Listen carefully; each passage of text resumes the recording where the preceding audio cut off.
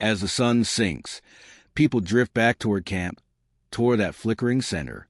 Gatherers return with armloads of wood, bundles of plants, maybe a few surprise finds, eggs, honey, shellfish. Hunters straggle in later, sometimes triumphant with meat, sometimes empty-handed and silent. Children who spend the day in a swarm of games and experiments tighten their radius, pulled in by the same invisible gravity. The noise level shifts. Daytime work is all scraping, chopping, calling out across distances. Evening is more contained. You hear the crackle of wood, the soft thud of someone hammering a last flake off a stone tool, the muted murmur of voices as people settle into the glow, before anyone truly rests.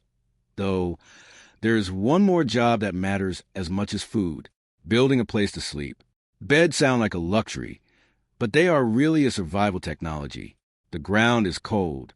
It is damp. It is full of insects, parasites, and heat-sucking stone. Lie straight on it night after night, and your body pays for it.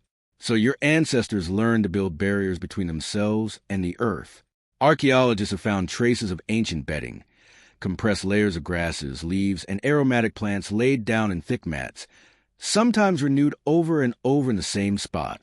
Think of it as a low-tech mattress. First, someone clears away the worst of the stones and debris.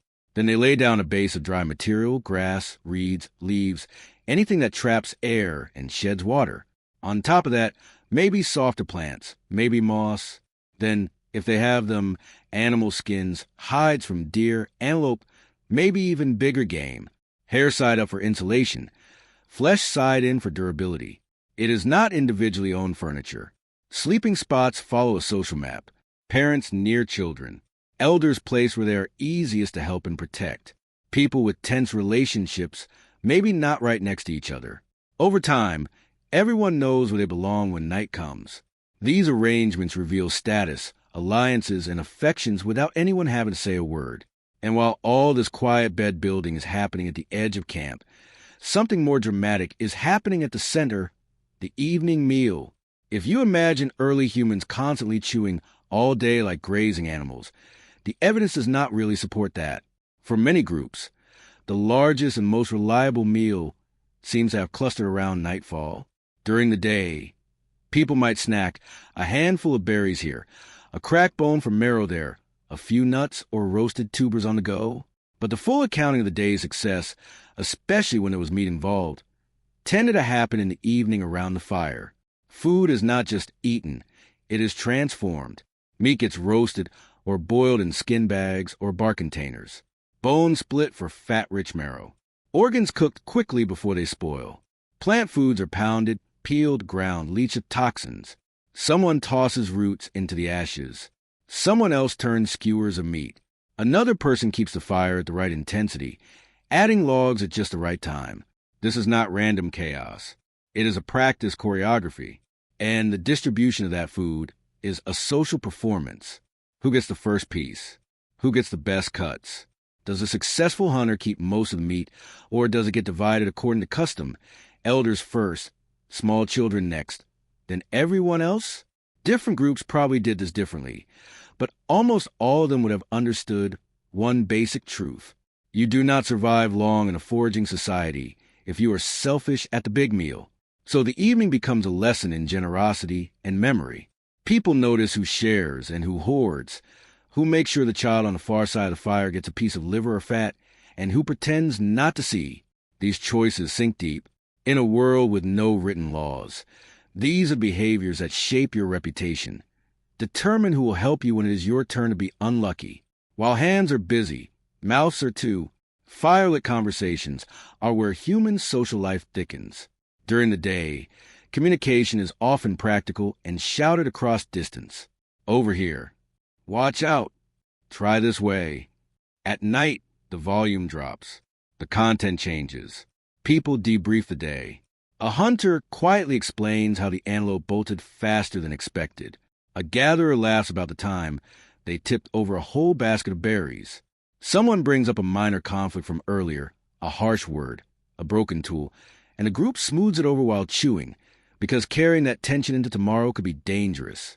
There's planning, too, when to move camp, who will scout that distant ridge, whether follow the reindeer herds north or stay near the river a bit longer.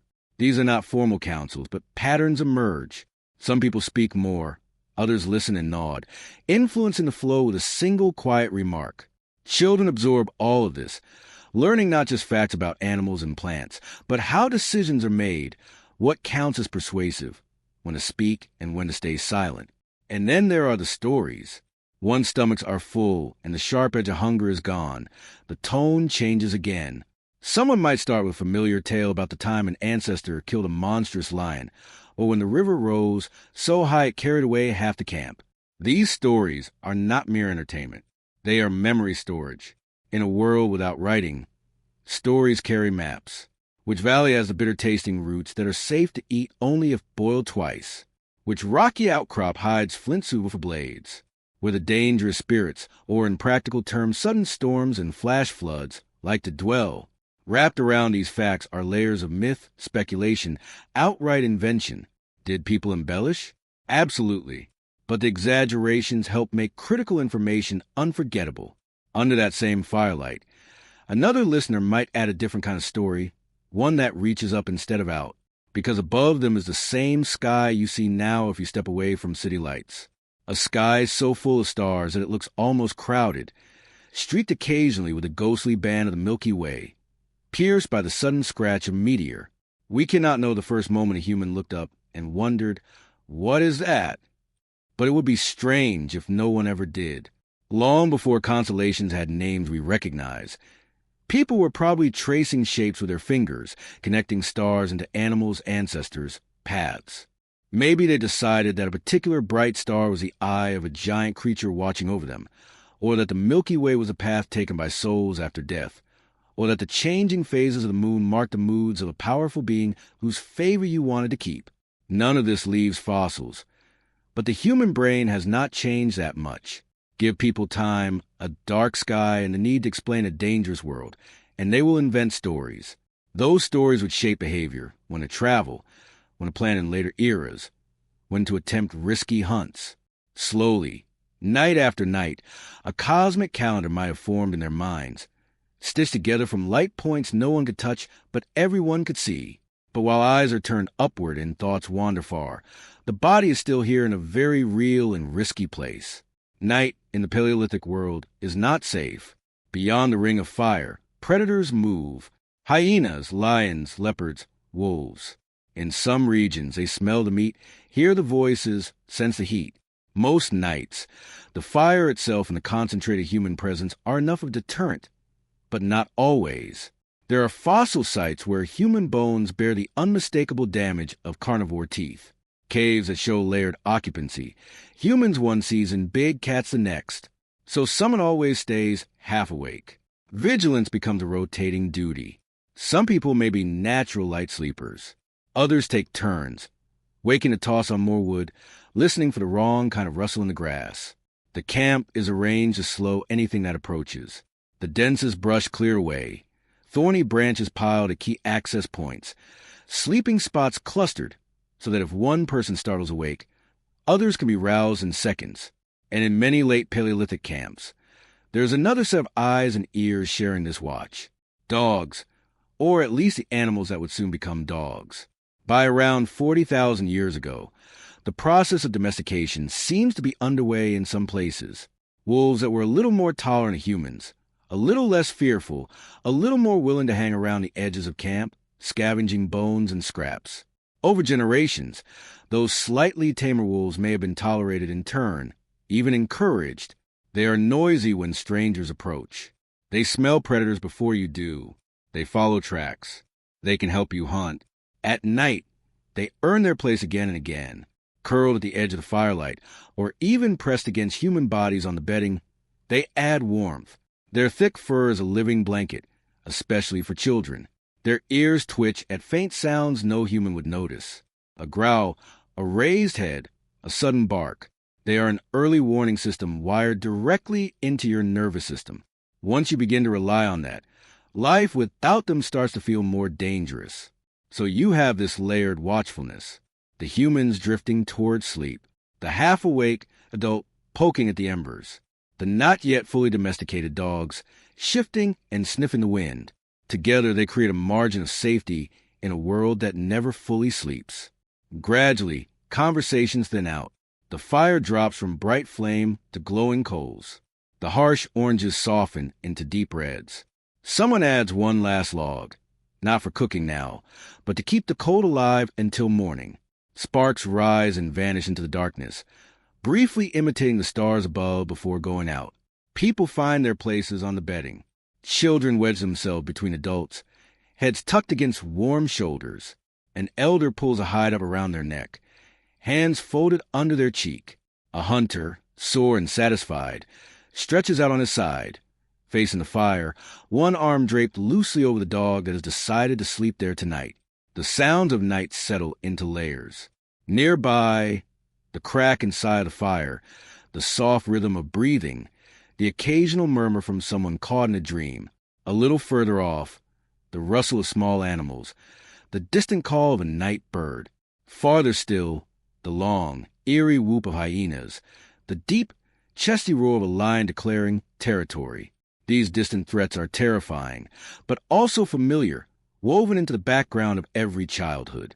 People learn to distinguish danger by sound, the difference between a hunting roar and a frustrated one, between a curious rustle and an approaching charge. Under all that, the sky keeps turning.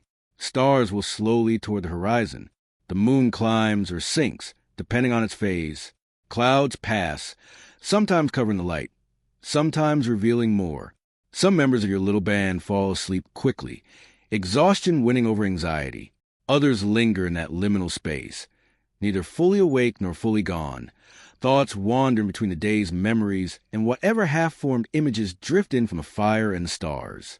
Maybe they replay a close call from the hunt. Maybe they think of the child they lost last winter, imagining them among those distant lights.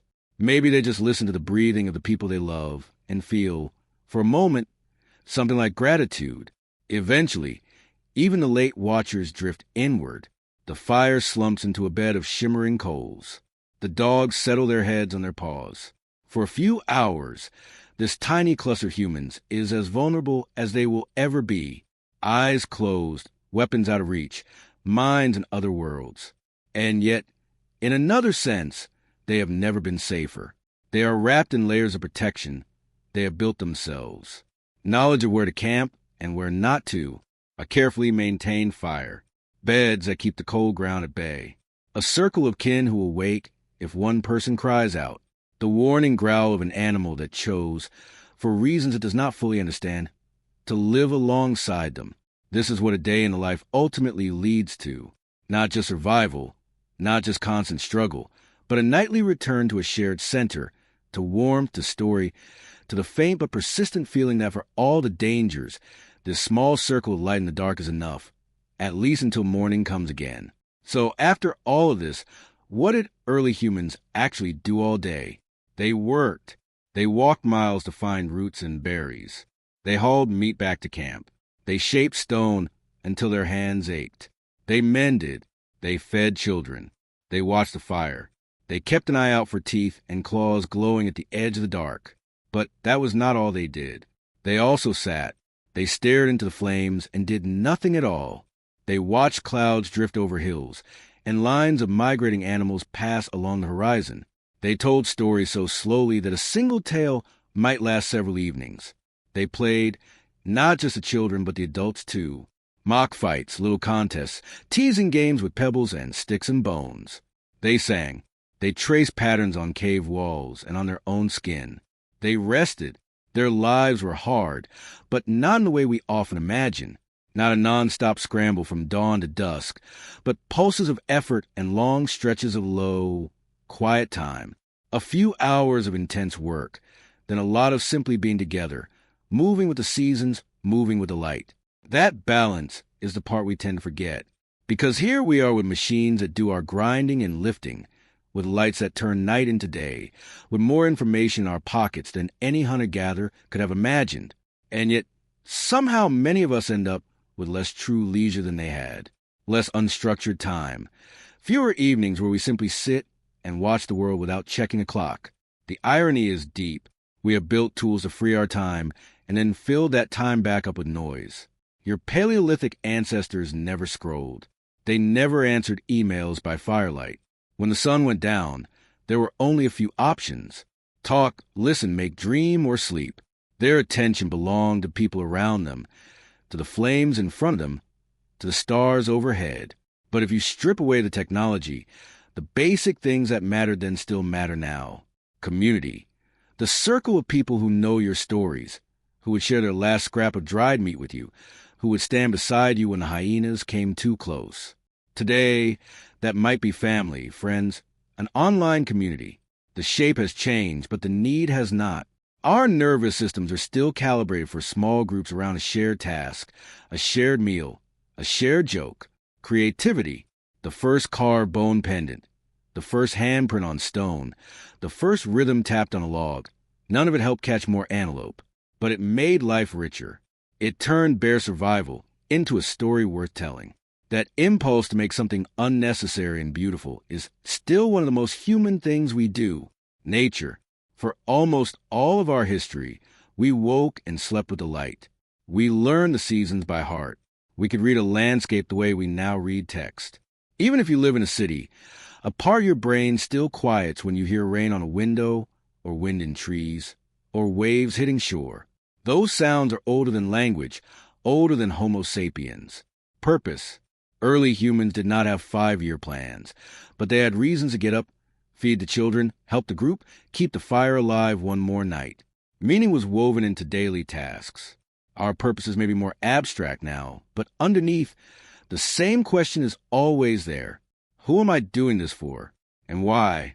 When we look back at their days, at the walking, the watching, the talking, the work broken up by laughter and silence, what we see is not a lost world we can never touch again. We see a template, a reminder that a good human day has a certain rhythm, effort and ease, noise and quiet, togetherness and a little solitude. As you lie here listening, you are already doing something profoundly ancient. You are letting the day end. You are stepping away from the hunt of emails and notifications and back toward the fire. If you have enjoyed the slow journey into the past, you can gently tap like so the algorithm spirits know to show you more. You can leave a comment if you would like. Maybe tell us where in the world you're listening from, which landscape is outside your own camp tonight. Desert, forest, city lights, mountain air, it all becomes part of this extended circle. If you want to walk with us regularly through these quiet corners of history, you can subscribe so you do not miss the next story. And if you feel moved to support the channel in a deeper way, there's the option to join as a member here on YouTube. That helps us make more of these long, gentle explorations. It is completely optional. Watching, listening, and resting with us is already more than enough. For now, you do not need to do anything at all. Just imagine this. The fire in your ancestors' camp has burned down to deep, steady coals. Most of the group is already asleep, curled under furs, breath slow and even. Someone adds one last piece of wood, more out of habit than necessity. Above them, above you, the same moon drifts across the sky. The same constellations look down, slightly shifted by time, but still recognizably themselves. 40,000 years ago, a child blinked up at those stars, fighting sleep for one more story. Someone reached over, smoothed their hair, promised that the hunt could wait until morning. Tonight, you share that same human need to stop, to be safe, to let the mind loosen its grip on the day. The hunt can wait until morning. The world can wait until morning. For now, you can rest under the same ancient sky. Good night, sweet dreams.